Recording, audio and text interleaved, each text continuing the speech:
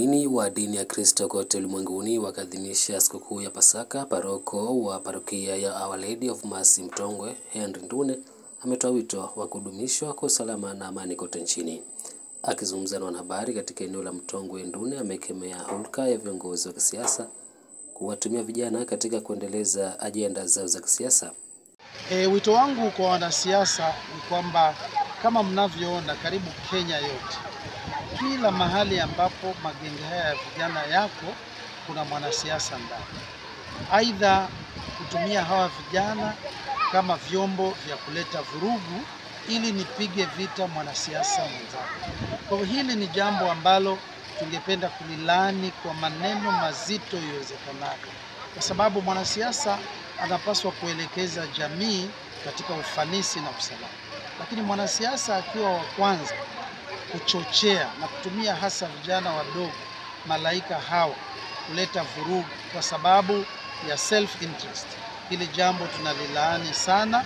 Tuache watoto wakue kwa hekima na kima bila kuwahusisha katika magenge haya kuleta. Wakati huo amewahimiza wazazi kuzingatia malezi mema kwa wanao ili kuepusha na kujiingiza katika tabia potovu. Aidha amesema kama kanisa wanaendeleza masomo kwa watoto wadogo ili kuhakikisha wanatambua na kuchukua majukumu muhimu katika jamii. Tunajua kwamba sub-county hii kila uchao imekumbwa na mambo mengi ya ugaidi, na hasa ikilenga watoto wetu, vijana wetu wadogo sana, wengine hata miaka 13, 14 na umri huo wa kuendelea. Kwa hivyo langu mimi kama paroko ama padri wa sehemu hii ya Mtongwe, nikiwa pia dekano kusimamia parokia hizi 4 za Mtongwe za Likoni sub county, natoa wito hasa kwa wazazi. Sisi wazazi tuna jukumu kubwa sana la kueleza wakati watoto wetu wanahusika katika mambo haya. Pia tuna jukumu la ulezi.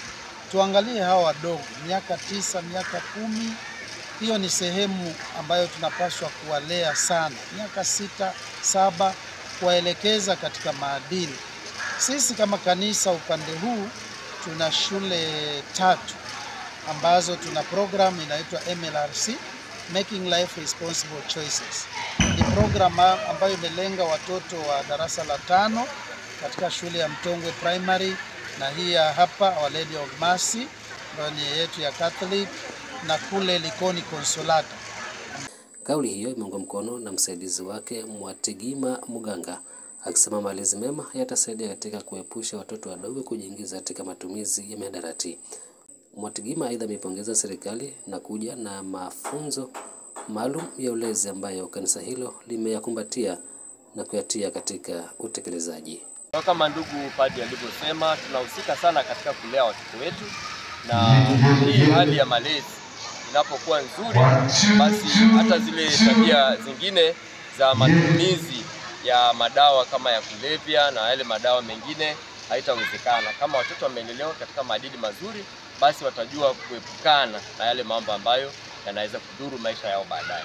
Kwa hivyo pia sisi wazazi na wale wote wanaohusika, ama tunaita kwa kizungu stakeholders, katika malezi, lazima tushirikiane katika kumlea yule mtoto kwa maadili yaliyo mazuri.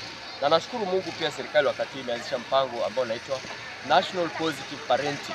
Kwa sasa tayari tumeenda kanisa la Chuda, kanisa la Changamwe na Chani, na sasa wanaendelea na malezi pale Kilifi, ambapo pia malezi haya mazuri yanaendelea kufundishwa kwa wazazi na wale wanaohusika katika malezi. Vincent, Benvin TV.